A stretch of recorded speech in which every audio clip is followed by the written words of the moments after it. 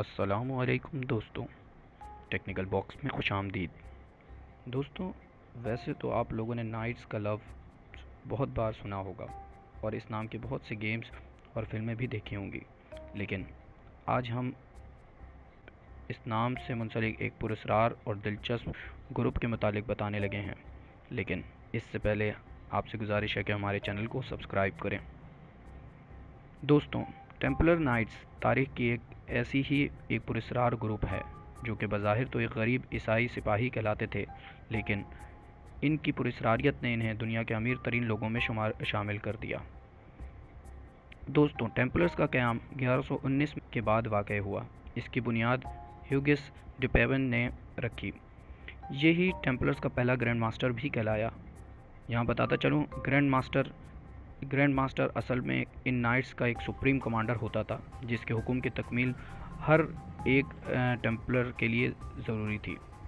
بظاہر ان کا قیام کے مقصد زائرین کے تحفظ دینا تھا، لیکن یہ گروہ خفیہ طور پر کچھ ایسے رسومات، عقائد اور عبادات کرتی تھی جو کہ خود ان کرسچنز کے نزدیک بھی تعجب کا باعث بن گئی۔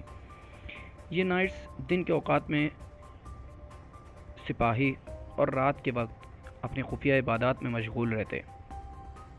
اس وقت کے بادشاہ بیلڈون نے انہیں مسجد اقصی کے قریب پہاڑیوں میں انہیں اپنا ہیڈ کوارٹر بنانے کی اجازت دے دی۔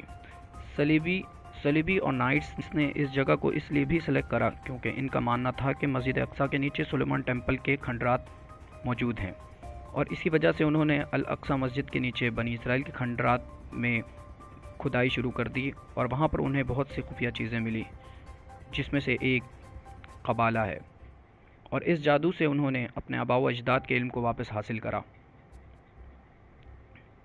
ان نائٹس کا شمار دنیا کے بہترین سپاہیوں میں ہوتا تھا۔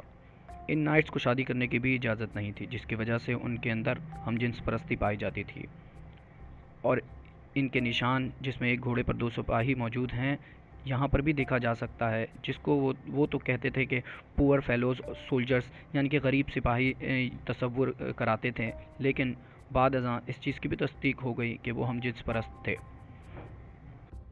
اب یہ گروہ طاقتور ہوتا چلا گیا، اور پھر لوگ انہیں اپنی ڈونیشن کے طور پر پیسے کے ساتھ ساتھ اپنی جائیدادیں بھی دینے لگے۔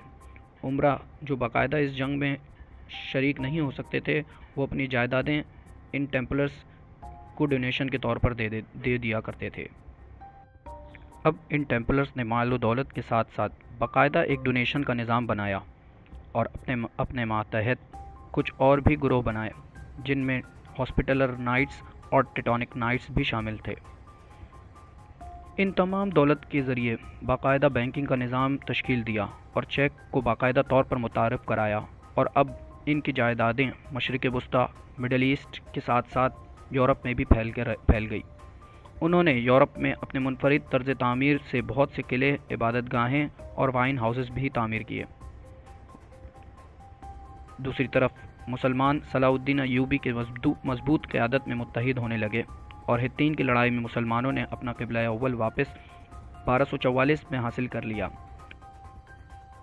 اور اب یہ ٹیمپلرز اپنا ہیڈ کوارٹر کپرس آئلینڈ منتقل کر لیا، اور 1303 میں ٹیمپلرز نے اپنا آخری نشان بھی اس مقدس سرزمین سے کھو دیا، اور کپرس آئلینڈ بھی ہار گئے، اور پھر واپس یورپ روانہ ہو گئے۔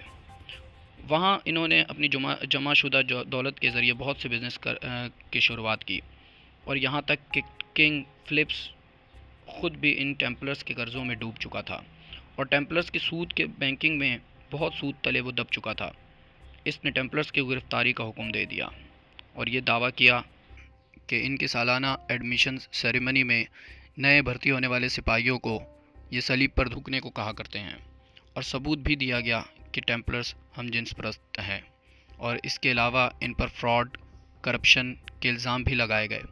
اس کے علاوہ قدیم مصری اور ایلومناٹی کے دیوتا بیفومٹ کی بھی پوجا کا الزام لگایا۔ اب یہ ٹیمپلرز یورپ چھوڑ کر اسکاٹ لینڈ بھاگنے پر مجبور ہو گئے۔ وہاں کے بادشاہ رابرٹ دا بروس کے ساتھ مل گئے، اور بادشاہ کو ان ٹیمپلرز کی جنگی مہارت نے بہت فائدہ پہنچایا۔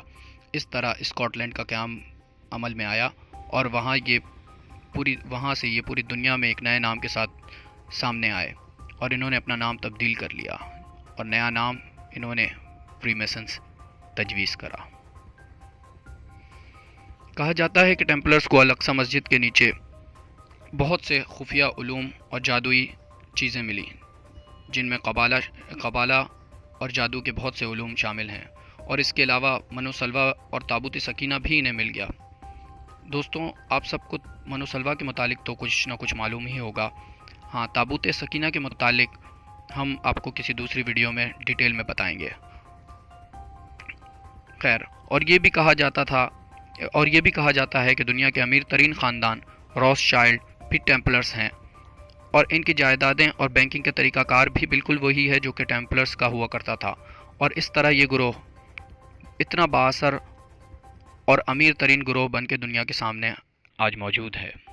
امید ہے کہ آپ کو آج کی یہ ویڈیو پسند آئی ہوگی۔ ہمارے چینل کو سبسکرائب کریں اس طرح کی اور بھی ویڈیو تاکہ آپ بر وقت موصول ہو سکیں۔